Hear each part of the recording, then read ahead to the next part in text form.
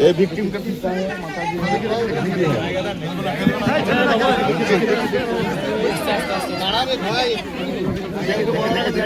अलाउद्दीन शेख का पिताजी है जो डेथ हो गया था, और ये माताजी है, बेटी है, बेटी है, 3 साल का बेटी है, 3 साल का। ये भांजा है उसका, अलाउद्दीन का भांजा है। एमएलए के বসতে দাও একটু, বসতে দাও একটু ভাই, এই চুপ করো সব। আমার তো ফ্যামিলি মেম্বার দেখি হাত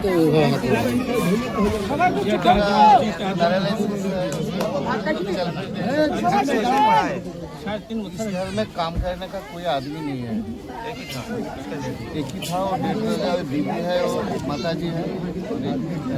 अभिषेक बनर्जी ने पूरा आश्वासन दिया है आपके घर से एक आदमी को या उनका बीवी को अगर वो काम करेंगे तो होमगार्ड में, पुलिस का नौकरी में, सरकारी नौकरी में काम देंगे। और दीदी भी आप लोगों के साथ है, मैं भी आप लोगों के साथ खड़ा हूँ यहाँ पर, आपका फैमिली का हिस्सा हूँ। साथ साथ में यहाँ जितने भी लोकल लीडर्स वगैरह है आपके साथ है, कुछ भी ज़रूरत होगा मैं आपको नंबर देता हूँ एमएलए साहब के, मैं नंबर मेरे साथ कॉन्टैक्ट है। कुछ भी ज़रूरत होगा फ्यूचर में, कभी भी कोई भी मदद का ज़रूरत होगा आप इनको बताना, ये मुझे बताएंगे, कुछ भी हो सकेगा हम आपके लिए करेंगे। क्या नाम है इसका? नाम की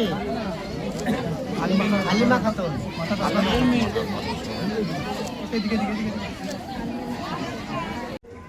আজকে তো ইউসুফ পাঠান এসেছিল আপনাদের বাড়িতে, কি আজকে হলো আমাদের আজকে? ইউসুফ পাঠান স্যার এসেছিল, আমাদের এমএলএ সাহেবও ছিল, হ্যাঁ আমাদের ফ্যামিলির সঙ্গে এমএলএ ছিল সুনীল জামাল। আমাদের বলেছে এখানে যে মেয়েটা আছে 3 বছরের যে বাচ্চা মেয়েটা, তার শিক্ষার ব্যবস্থা করবে এমএলএ সাহেব, যে তার স্ত্রী আছে, তার স্ত্রীর যে কোনো একটা কাজের ব্যবস্থা করে দেবে। ইউসুফ পাঠান হ্যাঁ পাশে আছে, আমাদের ইউসুফ পাঠান আমাদের পাশে আছে, এমএলএ সাহেব আমাদের পাশে আছে, সবাই আমাদের পাশে আছে। সবাই এটুকুই চাইছে যে ফ্যামিলিটা যেন একটু উঠে হোক, যে বাচ্চা মেয়েটা আছে উনি যেন একটু শিক্ষিত হোক। চাকরি কোথায় দেবে বলে? চাকরি বলেছে, আমরা আমাদের দাবি যে চাকরিটার জন্য বলেছি, কারণ ইনি একটা ফ্যামিলি, এনাকে এমন একটা চাকরি দেওয়া হোক প্রশাসন থেকে, আমাদের গভর্নমেন্ট থেকে, যে সকাল 10টায় যাবে, রান্না বান্না করে যাবে, তার একটা শাশুড়ি শ্বশুর তার মেয়ে আছে, হ্যাঁ তার সেবা যত্ন করে রান্না বান্না করে যাবে ডিউটি পালন করবে, আবার 4টে হতে বাস আসে, আবার তার মেয়ে বাচ্চা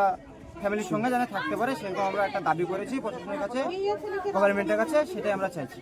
আর যে খুনিদের ব্যাপারে কিছু বললো? যে খুনিদের ব্যাপারে ওখানে তো খুনিদের ব্যাপারে আগেই বলেছে, ওখানে গিয়েছে আমাদের ডিএম স্যারও বলেছে, ওখানে টিম পাঠিয়েছে, ওখানে গিয়েছে, ওখানে কন্ট্যাক্টও হয়েছে আমাদের সাথে, কথাও হয়েছে, ওখানে তদন্ত চলছে, এখন আসেনি, তদন্তটা আসলে আমরা জানতে পারবো কি হলো না হলো। কারণ আমরা ওখানে প্রশাসন গিয়েছে, আমাদের বেলডাঙ্গা থানা থেকে ওখানে টিম চলে গেছে, যেদিন ঘটনাটা হয়েছে সেই দিনই চলে গেছে। আপনারা কি খুশি হতে যে আজকে ইউসুফ পাঠান এসছে? আমরা খুশি বলতে গেলে আমরা এটুকুই চাই যে ফ্যামিলিটাকে দেখুক, আর কিছু চাই না, আর সরকারের ব্যবস্থাটাই ফ্যামিলি দেখুক। আর দ্বিতীয়বার আমাদের রাজ্যের বাইরে নিরাপত্তা চাই সবারই, রাজ্যের বাইরে না, গোটা ইন্ডিয়ার মধ্যে, গোটা ভারতবর্ষের মধ্যে এরকম ঘটনা যেন না ঘটুক, আমরা এইটুই চাই, সুরক্ষিতভাবে থাকুক, ভালো থাকুক। কি নাম আপনার? আমার নাম হচ্ছে আবু বক্কর। কে হচ্ছে যে মারা? আমি যিনি মারা গেল তার ভাগ্নে হচ্ছি। আপনার বাড়ি? আমার বাড়ি দয়ানগর, বেলডাঙ্গা। ইউসুফ পাঠান আজকে তাতলাপাড়ায় পরিযায়ী শ্রমিক যিনি মারা গেছেন আলাউদ্দিন শেখ, ওনার বাড়িতে এসেছিলেন। পরিবারকে কি আশ্বাস দেওয়া হলো? ইউসুফ সাহেবকে তো আসার অবশ্যই প্রয়োজন ছিল, তার কারণ তিনি এখানকার সাংসদ বহরমপুর লোকসভা। মানুষ বিপদে যখন পড়বে, এমপি এমএলএ পঞ্চায়েত মেম্বার এবং এই এলাকার সাধারণ মানুষ সবারই পাশে থাকা দরকার, যে কোনো ফ্যামিলির পাশে। আর সেটাকে লক্ষ্য রেখে এমপি সাহেব এসেছিলেন, তার ফ্যামিলি তিনি আশ্বাস দিয়েছেন যে তার রাজ্য সরকার যেমন বলেছে যে ওনার যিনি ওয়াইফ আছেন তাকে একটা চাকরি দেওয়া হবে, এবং মমতা ব্যানার্জিও সহযোগিতা করেছে, আজকে অভিষেক বন্দ্যোপাধ্যায়ের সহযোগিতার হাত বাড়িয়ে দিয়েছেন। এবং আমরা যেমন বলেছি যে আমরা বাচ্চা মেয়েটার পড়াশোনার দায়িত্ব নেব, সব কিছু আমরা তাদের পাশে থাকার আশ্বাস দিয়েছি।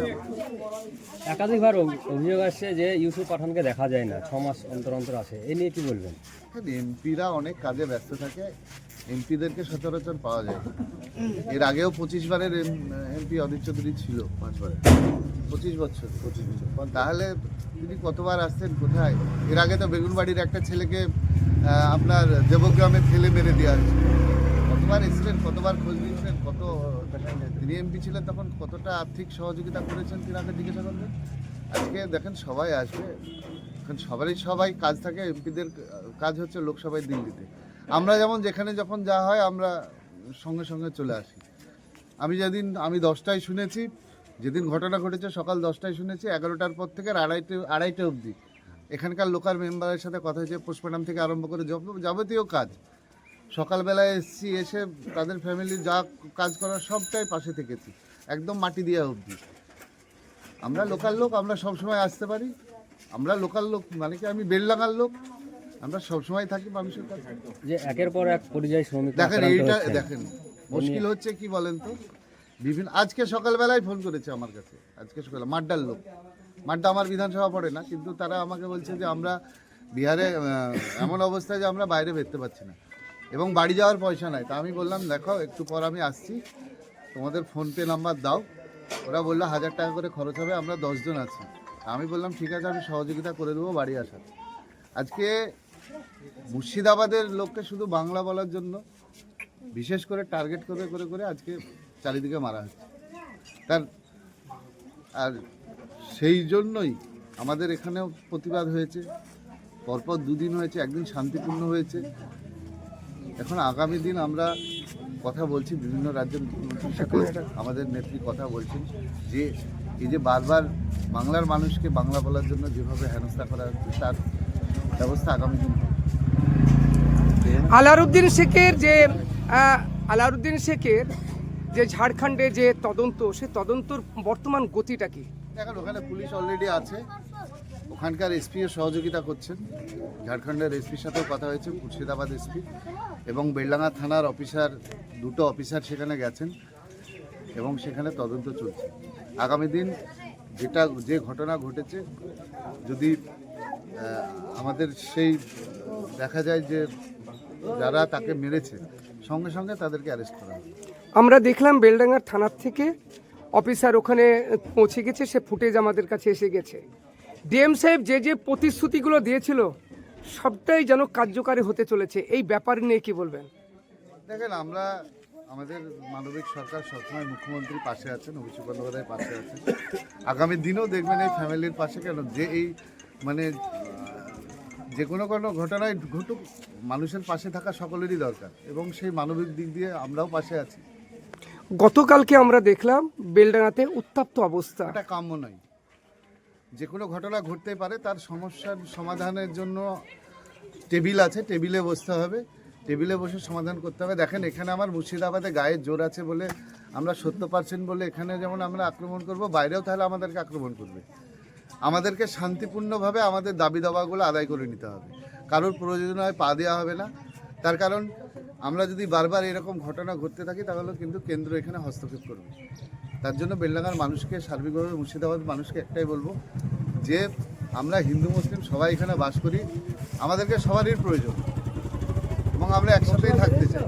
এই জায়গাটাকে যেন নষ্ট না হয়, এটাই আমার আবেদন বেলডাঙ্গার মানুষের কাছে। মজমপুর নতুন পাড়ার এই পেশেন্টটার বর্তমান কি অবস্থা?